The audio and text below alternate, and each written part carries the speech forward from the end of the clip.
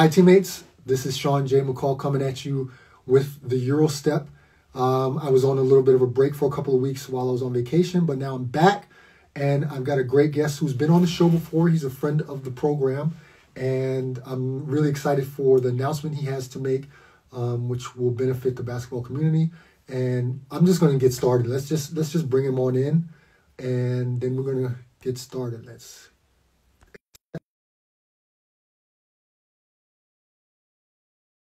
So, no, it didn't accept. Try it again. Hey, yo. Yo, what's good? How you doing, man?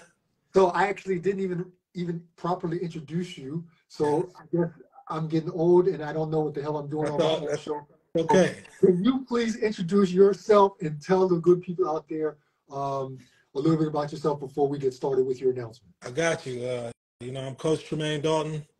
I'm pretty much one of the best trainers in the world, one of the best basketball trainers in the world from the process basketball, and I'm here, The second time. Yeah. I'm in the building. My program, it's in Australia. It's all throughout Europe. It's in Central America, and a lot of people, they trying to catch up. But, I'm Thanos wins. I'm way ahead in the future, That's what I like to hear. I love the confidence, man. I love that. So, so we're gonna get right into it, man, because you announced it yesterday or the day before yesterday, but this is the first time that you're talking about it on a podcast, and really getting that information out there, which I appreciate that you chose my show, my little podcast to announce what you got planned. Absolutely. So we're gonna jump right into it. We're not gonna waste no time. Can you tell the people your announcement and what you got going on and how it can benefit the basketball community? Absolutely. I just recently closed the deal with Ledoux, the quiet luxury brand out in Copenhagen.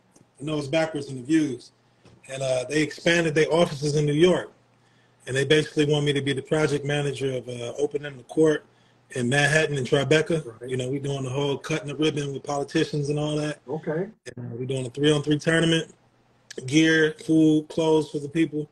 You know what I'm saying? And that's big because, a lot of times with basketball, everybody go through Nike, Reebok, Adidas, Under Armour. I'm chasing the luxury brands, So that's where I'm at. That's what I do. I feel like I'm the highest quality of basketball trainer, so why not go after the luxury brands rather than what everybody else doing?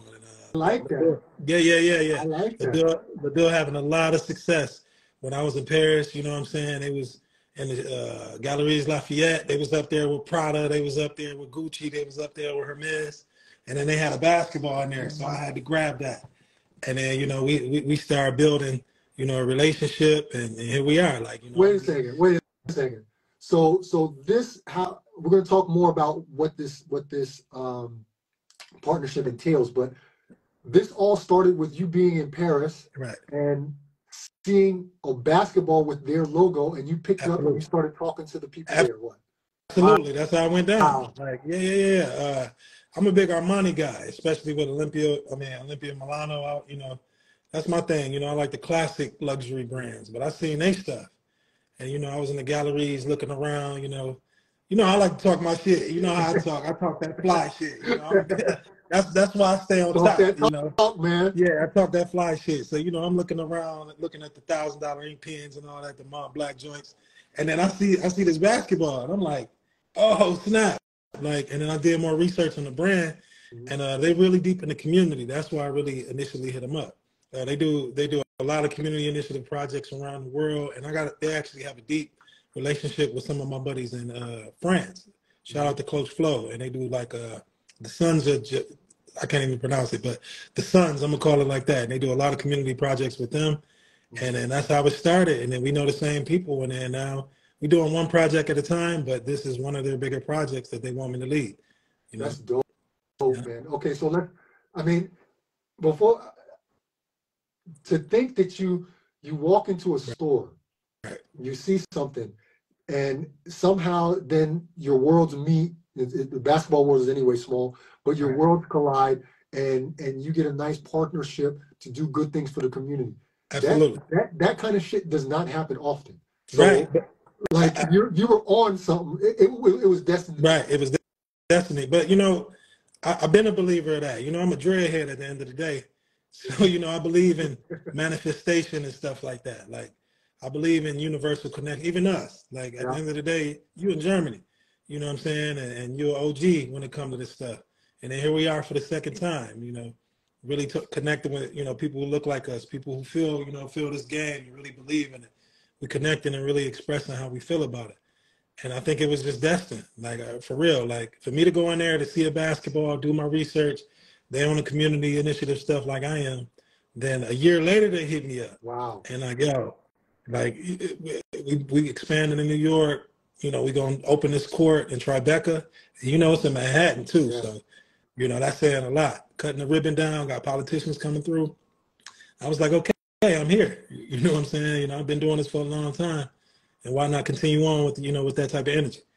Let's talk a little bit about what this deal entails, actually. So, besides the fact that they're opening the court, are they refurbishing the court, or are they building it, creating it? How is the whole court situation? For what I understand, they're refurbishing the court and they fixing it up, and it's more just for the community. It's more for a place for kids and people to have fun and really tune in with street ball and stuff like that. Mm-hmm. And then what we're doing in the beginning is having the city council people coming out, and we're doing the whole cutting ribbon thing.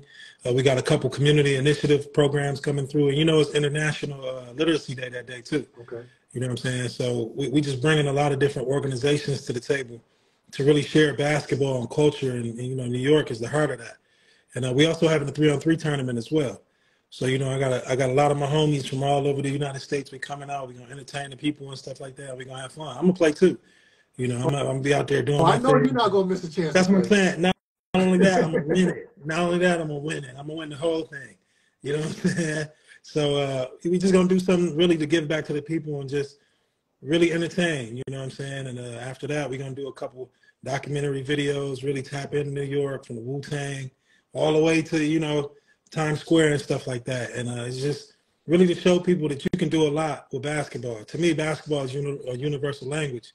Yeah. And when you use that language to communicate with peace, the sky's the limit, you know what I'm saying? So yeah. That's what time I'm on, you know?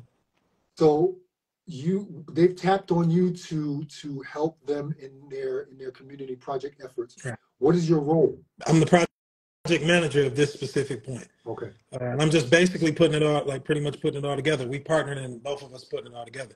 Because at the end of the day, they're in Europe, you know, and on this side of the world, you know, I'm familiar with it. I'm familiar with everywhere around the world, but I'm familiar with that.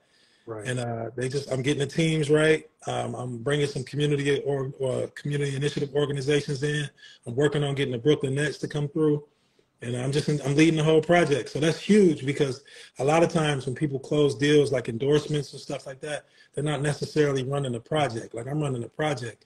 So that's major to go on. You got your fingerprints on everything. Yeah, so it's important that you do it the right way, because you got your fingerprints everywhere. Right. So I'm just as much as invested in it too. Mm-hmm.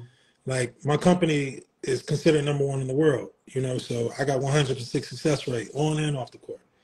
So I'm gonna go all out for something like that. And I appreciate the fact that they entrusted me with this responsibility, and you know, I'm just gonna make it happen. And they're based out of Copenhagen, but they do business all around the world. It's a lifestyle. It's a clothing, right. A higher fashion clothing brand. I did a little bit of research as well, and I think that's a pretty important thing that it's like you said before, that it's not just Nike, there's not just Adidas, right. There's other brands that would like to tap in and do something positive for the basketball community. Absolutely. And then partnering with you on that end is a great partnership. So I tip my hat to you, my man. Thank you. And Thank you all the best for that. And I know it's going to be a success. You do good work. So I know it's going to be a success, and I look forward to having you on after that, so we can talk about that as well. Yeah, absolutely. You know, because I'm going to be on here. You know, I'm winning the tournament. You know, I'm going to get busy. You know, the highlights are going to be crazy.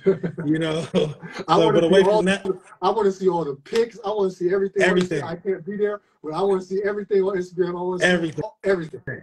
The one hand, 3-pointers off one foot. Everything. You know what I'm saying? So, but we're going to have a lot for the kids. You know what I'm saying? And again, it's International Literacy Day, so I just came out with that comic book too. So I'm just gonna be passing them out to the kids, giving stuff for free, because that's my thing. I know I talk my shit, but it's more about giving back to the people, man. It's more about giving back to the kids and the youth. We're going to get to your comic book in just a second, Okay. but I want to tap into what you just said, like as far as it being more about basketball and it's something that's your passion. Right. How did the comic book start? And I know now it's in its finished phases. And when we talked before, it was still in the beginnings, or not the beginnings, but the beginning of the production part. Right. So tell me about Old Man Dalton. Tell us about Old Man Dalton and everything what concerns the comic book and everything, because that really ties into the literacy as well. Okay, well, how I initially made it, man, when I was in Panama, I was out there working with the Olympic Committee. Mm-hmm. And I ended up getting COVID. So I had to do 2 weeks in COVID jail pretty much. Mm-hmm. So I'm the type of person where if I'm sitting still, I'm not really sitting still. I get the opportunity to think and come up with something. And that's when I came up with the concept of the comic book. Like, I'm a firm believer of, some people say it's arrogant or overconfidence, but I'm a firm believer of just believing in myself and manifesting the things that I've done in the past and turning it into a reality. So as I'm in this COVID jail, I'm looking out the window on some Batman shit, and I'm like, yo, I'm the man. Like, let me create something that physically can embrace the things that I've done in the past, especially being a one-on-one champion. Mm-hmm. You know what I'm saying? And I done cut a lot of heads off when it came to this one-on-one stuff, because I'm low-key still the best in the world. And I just documented that experience, hollered at a couple artists from around the world, came up with my designs, used my videos from the people who I beat, and I just put it together. And it's a true story. Like, how I learned how to read in the past was through comic books anyway. Mm-hmm. You know what I'm saying? Coming from certain neighborhoods and stuff, the education isn't the best.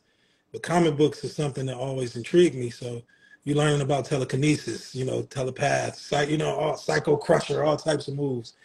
And that really expanded my just vocabulary in terms of reading comic books and stuff. So on the one hand, it's a way of giving back to the youth, but it's another way of just telling my story. And I feel like that I'm a real life superhero. You know what I'm saying? Like, you can see the Black Panthers, or you can see the Captain Americas and the Iron Mans. At the end of the day, it's fiction. You know what I'm saying? But I've really been out here cutting people's heads off with this one-on-one. So it's something that people can relate to. It's like a superhero somebody can touch. You know what I'm saying? And, I'm about to start hitting up these Comic Cons and doing everything. And that's really what the origin and the idea came from. It's partly about literacy, partly about telling my story and just making kids feel, who look like me, making them feel like it's real superheroes out here.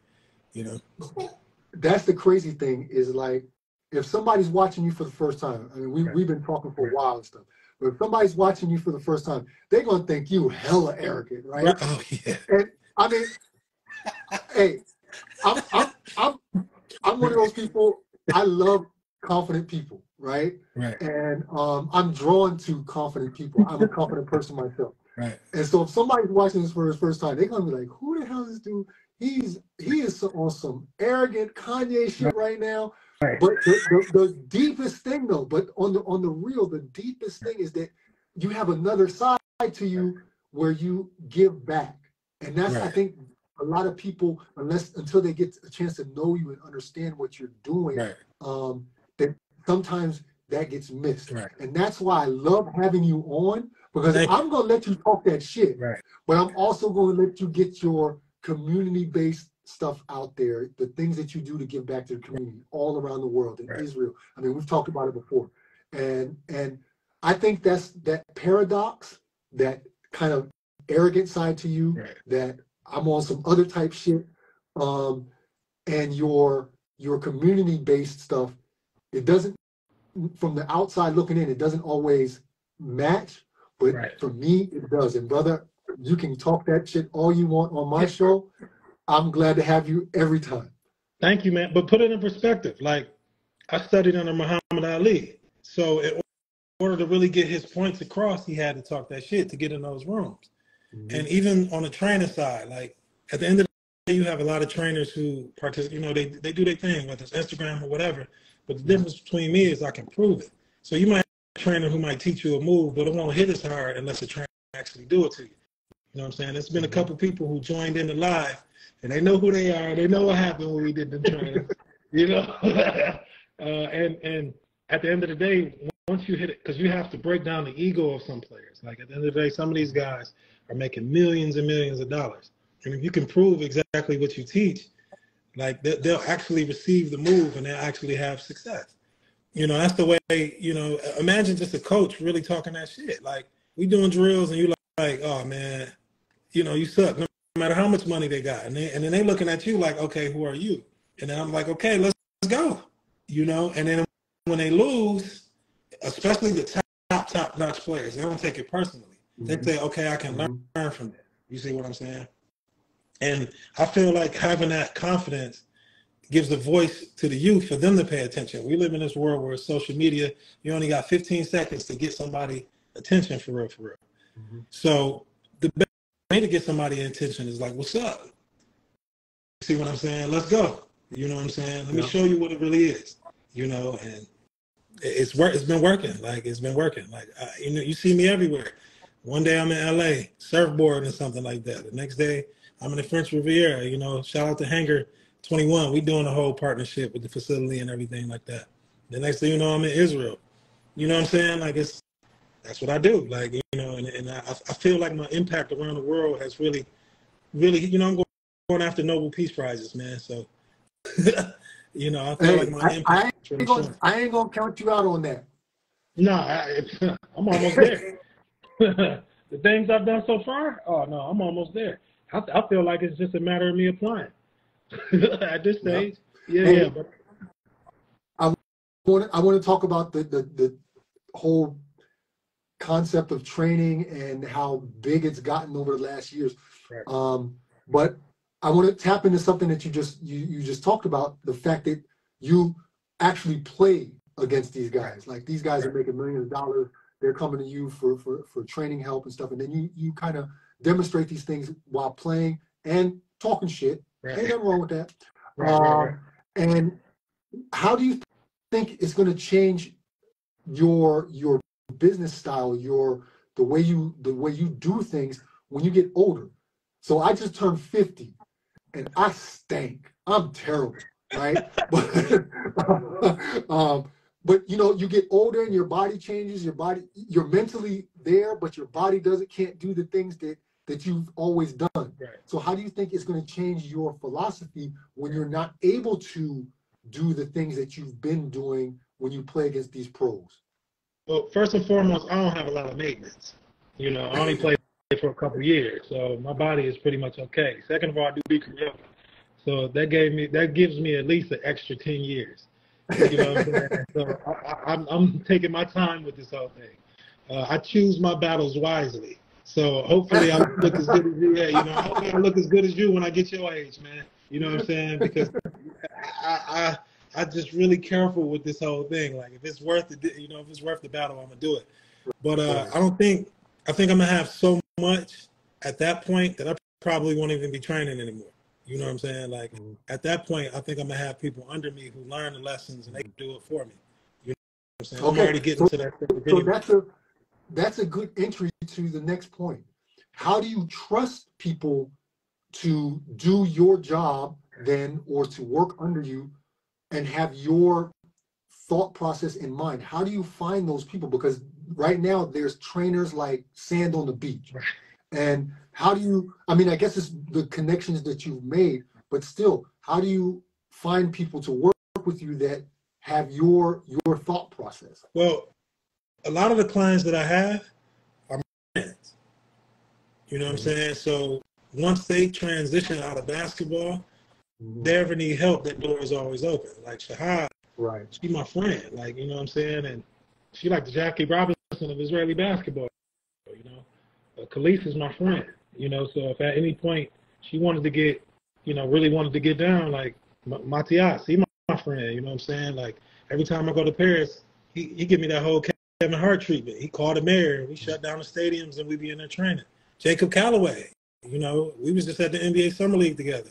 Adonis and a couple of other people, like my core clients, we friends, like Tijan Qaeda. Like, I know his mom gave me free tickets to Disney World Paris. You know what I'm saying? Like, we got real relationships. especially with everybody origin stories. And once it gets, and you know, I beat all of them too, but once we get to that point, you know, David Michino, he my man too. Like anytime I hit him up, he be like, yo, what's up? Once I get to that point, and if I say, hey, like, let's do some business, especially when their careers is over. Because most likely they're going to hit me up like, oh, man, teach me how to do this. Give me the education. You know, I'm going to say, okay. Like, I'm not one of those ones who hold information out or don't give people opportunities. And sometimes people don't recognize those opportunities, but the real ones do. I'm going to just say it like that. The real ones, they do. Like, I've given so many opportunities. I think sometimes what I understand with this business is stereotypes. And I don't perpetuate that stereotype. We know the stereotypes that come with basketball, the chains, Right. all the BS, this, that, and the other.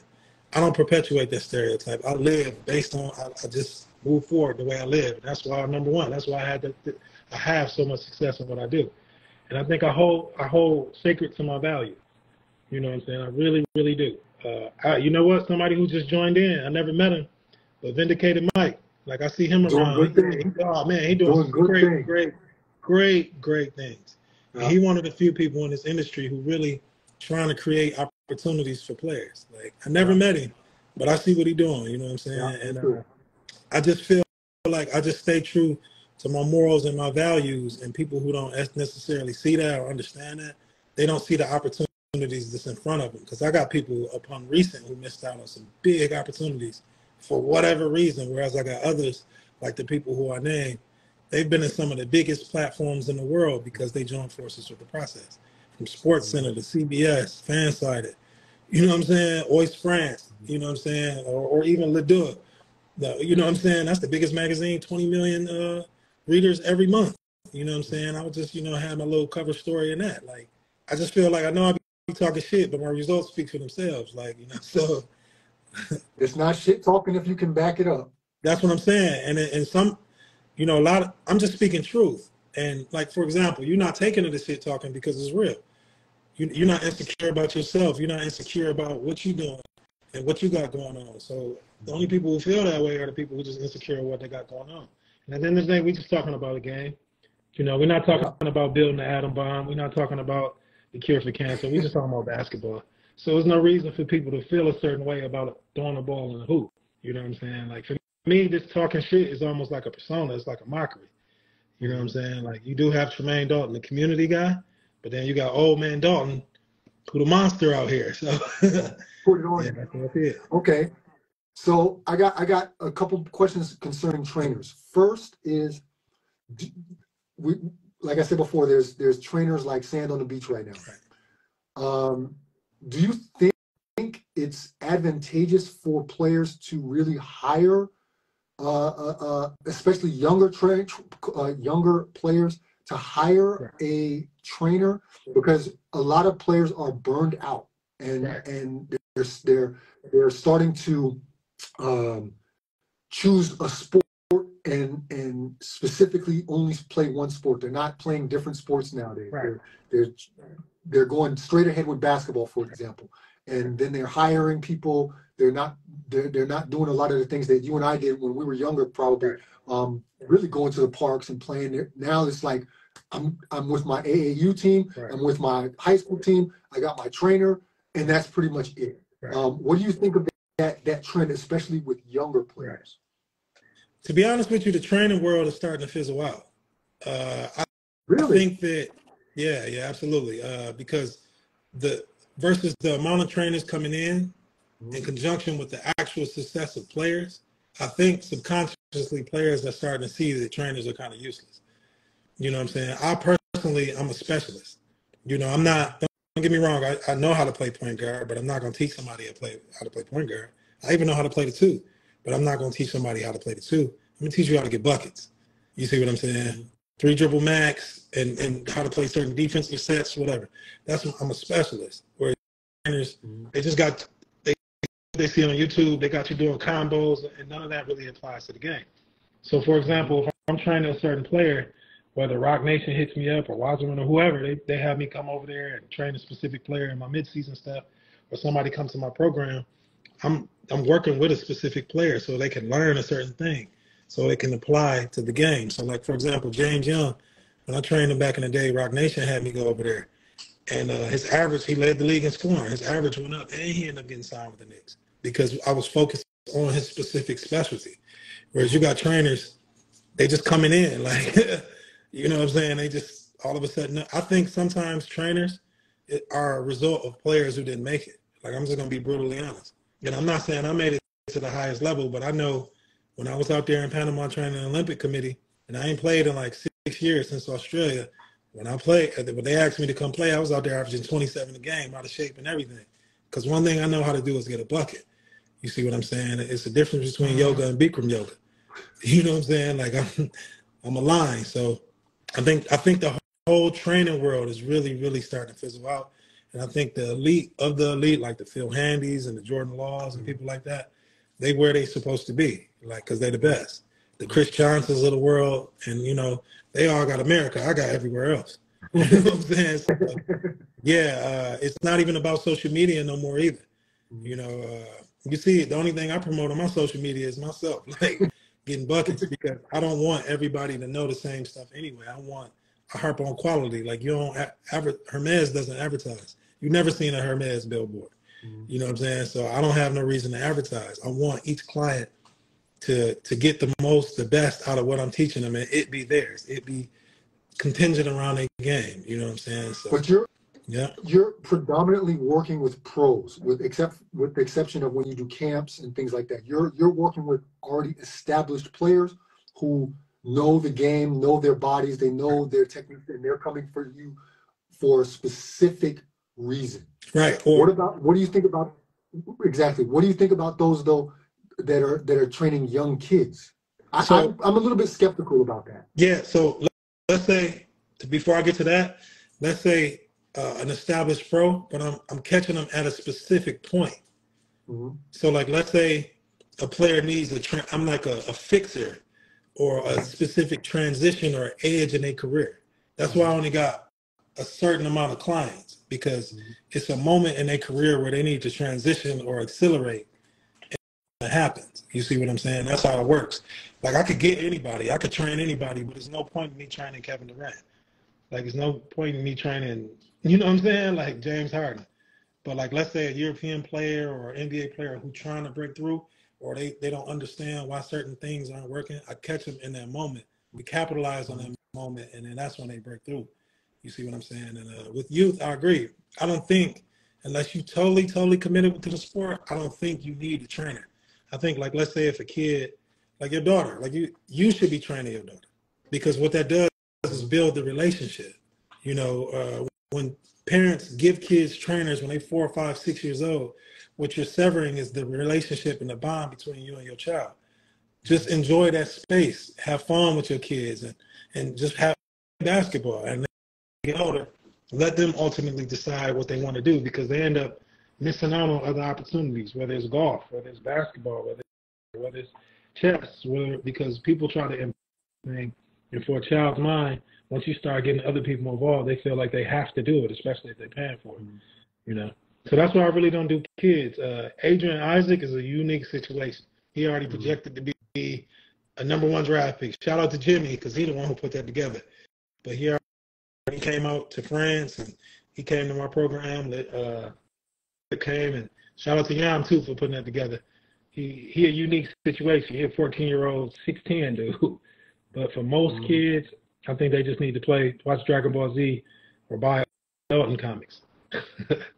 Well, I mean, it's crazy because when I talk to people back home, they always tell me, like, the parks nowadays are empty. Like, no kids are outside. They're not hooping. I mean, I'm from Vegas, so we could only hoop when the sun went down and the light came on the park at the park. But then we were there like all night, you know. So I've heard that a lot of kids are not really visiting parks and doing stuff like that, but instead they're in a gym with a trainer. Right. And I'm a little bit hesitant. I think I'm maybe an old head that I'm not hating, but I think specializing with kids, actually, I wrote a blog about that not too long ago. Specializing with kids is a little bit dangerous, but that's beside the point. I want to touch on something you said earlier about my daughter. So I played a long time overseas and had some measurable success. I am the most hands-off dad when it comes to my daughter. Right. If you see me at a game, you would not even think that I played, except for the fact that I'm tall as shit. Right. I'm like back in the cut. Right. I'm not rooting. I'm like, I'm giving a little golf clap. You know what I'm saying? Like, I'm like supportive, but you would never know that I was a pro because for me, I remember how it was. My dad coached me, and it was terrible. It was terrible. And I think I'm scarred by that. So I'm like the total opposite. Right. I do have to say she has good trainers. Her you know, they do it differently in Europe. So she has her club team. Yeah. And she rises up the thing. So right now she's 12 playing in under 16 and under 18 next season. But she's got a great coach and a great system how their team is. And I'm like, no, I will never coach her. Right. We mess around on the basketball court together, just mess around because I won't let her beat me and stuff like that. You know, that's how I do. You know, that's how I maintain that with her, and I make sure everything is structured for her. But as far as me coaching her, hell no. Ain't happening. That's great because you get to be a father. Yeah. You see what I'm saying? Yeah, that's all I want to do. Yeah, imagine if early on you would have been trying to force her to do it and trying to get coaches. And it would have been too much. And then, like, let's say, for example, later on in her career, she will come seek knowledge from you in terms of the game. You see what I'm saying? Like, the greatest boxer of all time, Floyd Mayweather, is because he sought out information for his father. And that was later on. It wasn't, he got to get the fundamentals. He got to understand who he is. He had to understand who he was as a boxer.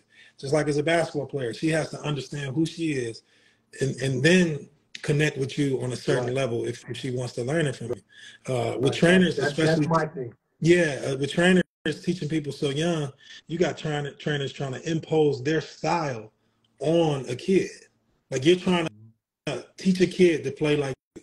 You see what I'm saying? Now I get it if you LeBron, like okay, or I get it but you got to allow creativity and then you mold that creativity to have success. Like that's, and like I said, I'm a specialist. So most of the time, they already got their style. For example, he catching that rebound, he taking off, he dunking. But when we started working back in the day, he wanted to learn some, lateral movement type stuff. You know what I'm saying? Like Matias, like he wanted to learn how to be a guard because all in Europe, they got him as a 5. You know what I'm saying? Khalif, he just got an all-around game. You know what I'm saying? Same thing with Shahad. You know what I'm saying? So it's just Tijan. He want to learn how to be a guard. He feel like he better than Wimbignana. So here we go. And it's just it's you just got to merge. You got to listen to the players. You got to listen to, and the kid, he don't know nothing about basketball. Right. So like I think a lot of trainers, they just imposing themselves. People just trying to make money.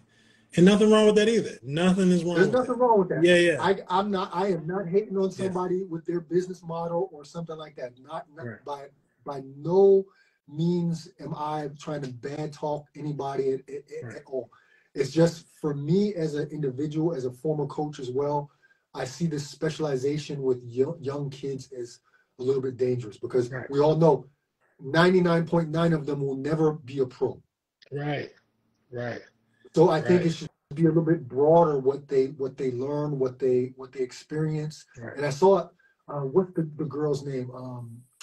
The girl that plays for Team USA. She's in college. Haley. Yeah. And she said that the one thing that she regrets is that she didn't do a lot of other things other than basketball. I saw an interview with her, and she said that.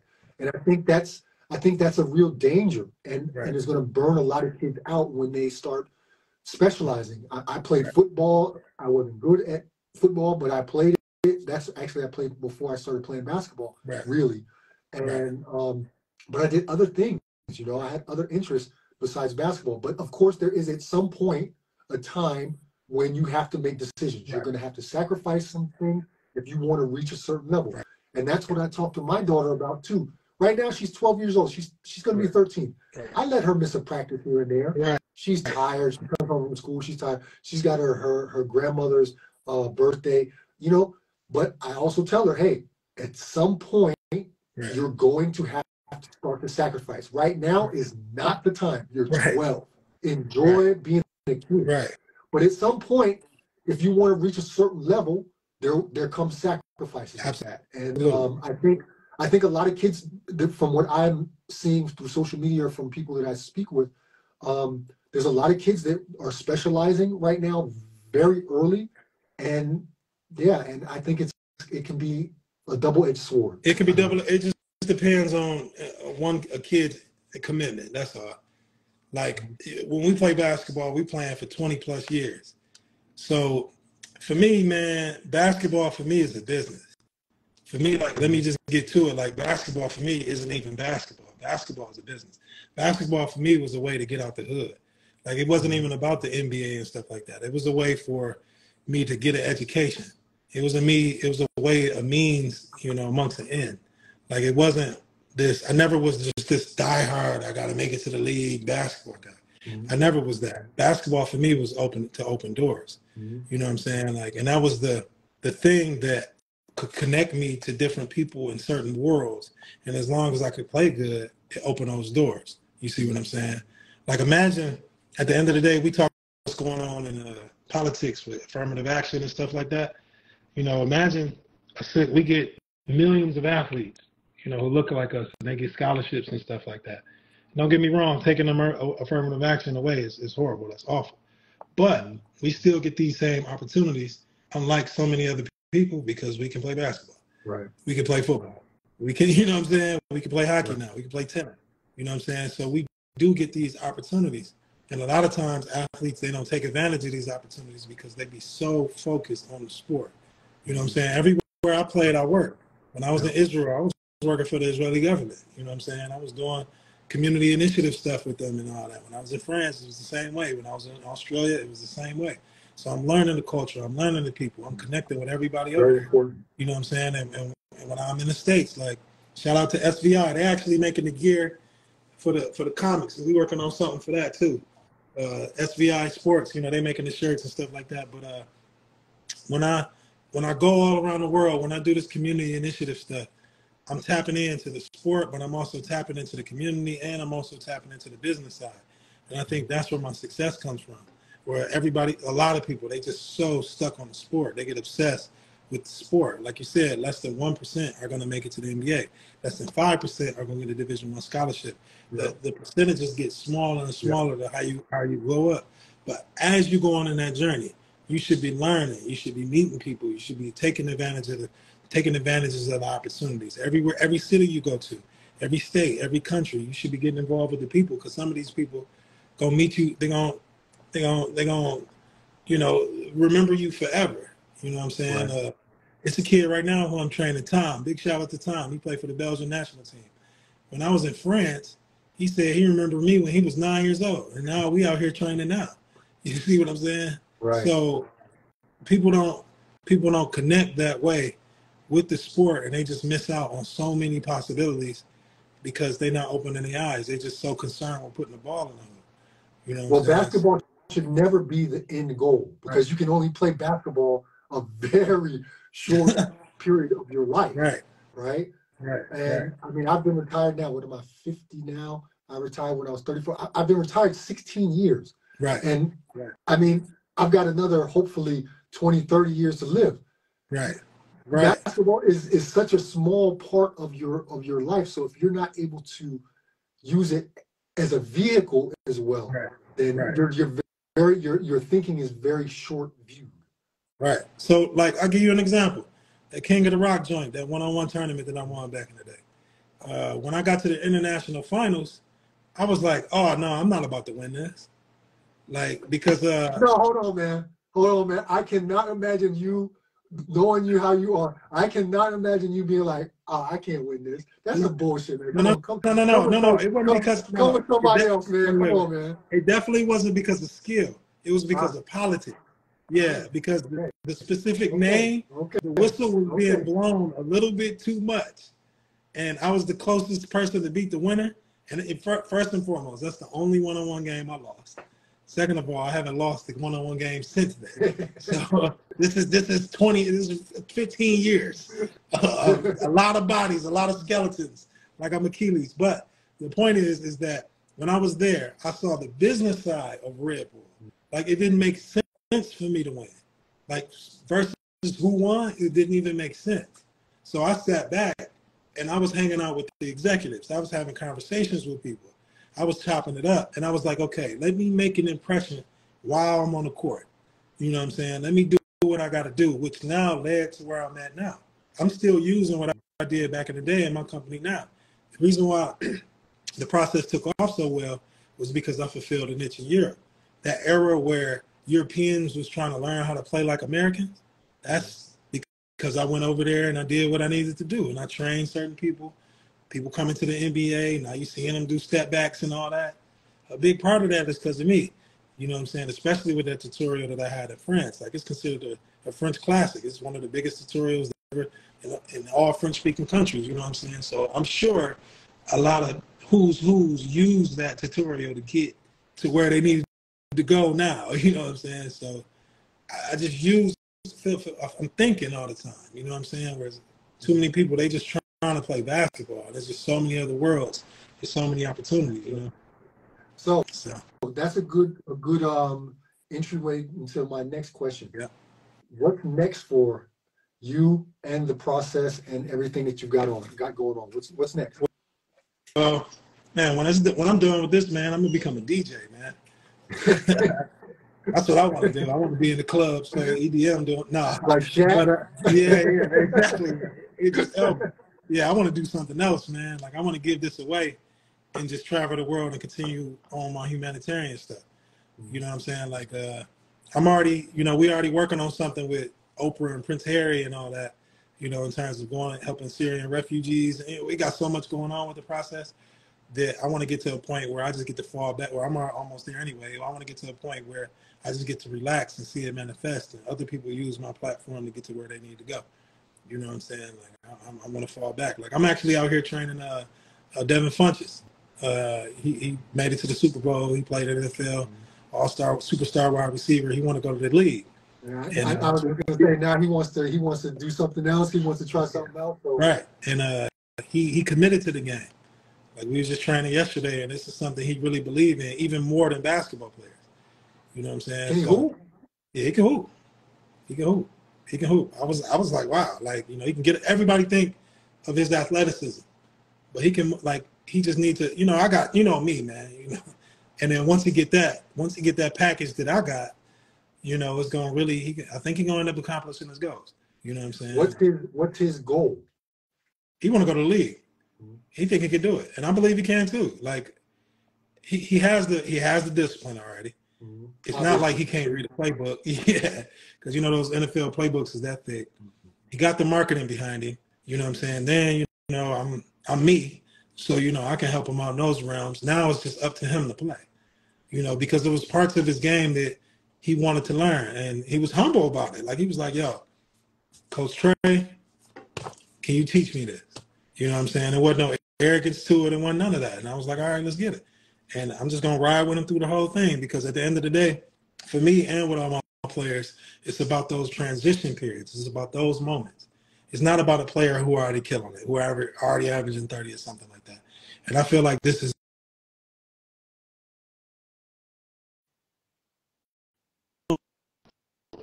after this, I don't know what I'm going to do. I think I'm going to be a DJ or something like that. I think I'm going to be a comic book artist, You're going to be in Ibiza with your shirt off. Yeah, I'm going to be on that time, dog. I feel you, dog. Like, I ain't mad at you. I'm chill, man. I'm a dreadhead, man.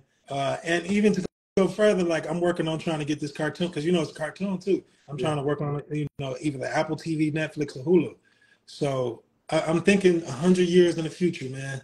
I'm thinking, and it's manifesting. Like, imagine somebody like me with his own comic book. Like, let me pull this up, man. Somebody like me with his own comic book, his own anime.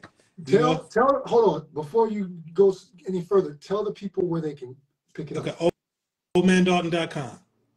Super simple. We got 2 versions. We got the anime version if you and your Japanese cartoon joints, and we got the cartoon version for the youth. And it also is QR coded, so you can put your phone camera in there. You can see real live footage. And then you go to the clips. Yeah, you actually doing what actually doing what I'm you're doing. doing. That's Yep. dope. Yep. And at the end of it, it's a tutorial in 8 different languages. So at the end of the day, like I said, I talk my shit, but it's always about community and bringing people together. And the languages is, of course, English, Spanish, Russian, Japanese, Mandarin, French, you know what I'm saying, Hebrew, Arabic. And it's just really about bringing people together. And I like love I said, that. I love that you've done it in different languages and that it's accessible for the masses. And absolutely. not concentrating on a specific country or something like that. And I think that's a pretty important part of what you're doing as well. Absolutely. And same for you, man. Like I don't think, especially with this monetization of culture, I don't think people give you enough credit for what you're doing. Like when you put out people coming together and putting the comic book in Danish. I got you, Peter. Don't even worry. We got that camp coming up. But I think that the platform that you have, I think people not taking advantage of it enough. And I think people seeing what you're doing and then taking that on for themselves. Like not only are you in Germany, but you're giving real informative knowledge and you're doing it for free. You know what I'm saying? I don't think people are really stepping into it and really taking advantage of the information and the networking and the connections that you have. A lot of it, I believe, is because of ego. A lot of it is because of not understanding. But I'm going to say it as me with the platform that I got. You that shit. And people need to start coming your way and really taking heed on this information and taking heed on this opportunity. Because I think we need to start coming together as a culture, as a people. Yeah. Just even in the community, in the basketball community. Like imagine somebody like me with a basketball comic. We're supposed to be supporting that. And I do got a lot of outsiders supporting that, but I need my communities to support it because I'm the only one. You got a platform like this, like you're the only one. You know what I'm saying? Like that's why I was like, I'm hitting you up first. I could have got on anything else. I'm like, I'm hitting you up. You know what I'm saying? Like I think that we need to start coming together in the community before it fizzles out.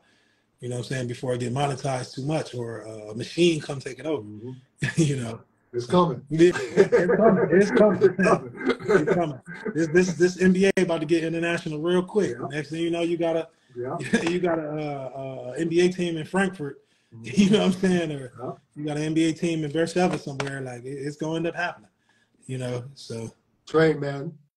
That's all I got for you, man. I appreciate your kind words, man. Yeah. I do this for the love of giving back, and I don't entirely do it for free. Let me correct you on that one. No, but yeah. I would say 95% of what I do is free, but if you're going to take time for my family, I got a consultation right after this, actually. If you're going to take time for my family, then just a minimal amount of money. Listen, I'm gonna keep it all the way. What you're doing is $1 million idea. Yeah. And I think people need to treat it as such. You know what I'm saying? Like, that's the way I feel about it. Like, me going to get these deals and all that, I feel like that arrogance, I walk in the room with that belief in myself. Like, really? Like, like, I'm coming in. Like, yo, like, this is what I deserve. Look at the work we done both put in. Look where you at right now. Yes, sir. Like, you know what I'm saying? Look what you're doing. Like, yes, sir. No, yeah. And if certain people don't want to believe that, so be it. But I'm going to believe it. And like I said, the results speak for themselves. Like, I learned how to read off comic books. Right. And I got my own. Oh, that's crazy. That's fire. Yeah, so that's the way I feel about you. That's why I feel about what you're doing. That's why I'm a fan. You know what I'm saying? Thank you, my man. Yeah. Thank you. I appreciate that. Yeah. So, man, big up to what you're doing. Thank you. Big up to all the stuff you got going on. I don't know if there's enough time today for everything you got going on, but obviously there's enough because you're getting it done in different countries, different platforms, everything. And I salute you, my man. I appreciate you for coming on to my podcast to talk about what you got going on with Ledoux. And, like anytime, man, if I can do anything for you. Absolutely, man. Like I said, man, we #1 in the world right now. You know, the brands is coming in, the comic books, the training. And I know people feel like it's arrogance, but, I don't care, man. If anybody want the problem, we can play one-on-one. You know what I'm saying? Well, I can tell you what, my old ass ain't playing you one-on-one. Right. But no, it's just I'm just in a good space. When I was at that NBA Summer League, I had a lot of who's certified, everything that I'm saying. and they was just like, yo, keep talking your shit. They was saying you ain't talking enough shit. You know what I'm saying? Like, because there are certain people in certain circles who they see, they say, they just straight up said, like, you number one. And ain't nobody, none before and none after. So, you know. I'm So no, I riding appreciate with you. you, dog. Yeah. I appreciate you, I'm man. riding with you, dog. Yeah, absolutely. So, man, So I know you got practice coming up with yep. somebody soon, so I'm gonna let you get on up out of here. All right, man. So merci beaucoup, man. Thank you so much. Merci, mon frère. Yep. And we'll talk anyway, and I'm gonna upload this onto YouTube tomorrow. All right. But I appreciate you, my guy, from the bottom of my heart, and keep doing what you're doing. Keep talking that shit, and I'm gonna keep watching you and listening to you talk that shit. All right, brother. I'll see you later, man. All right, man. Later. All right, peace. So, everyone, it's always a pleasure to have people on that are doing things not only for themselves but also for the community. I'm a big fan of that, and he's another one of those guys. You can love him, you can hate him, but you got to respect what he does, you know. And I like people like that. I'm attracted to people like that. I'm drawn to people like that. So I ride with somebody like that 24/7. So that's it from me for tonight. I am not sure when the next version or the next episode will be. I've got something cooking in the background. Let's see how it goes. A pretty important thing that I got in my thought process and working on actually as we speak. But until then, until I can talk more about it, I wish all of you all the best. I hope everybody in your family is healthy, that you're healthy, you're sane. And and until next time, hold it out.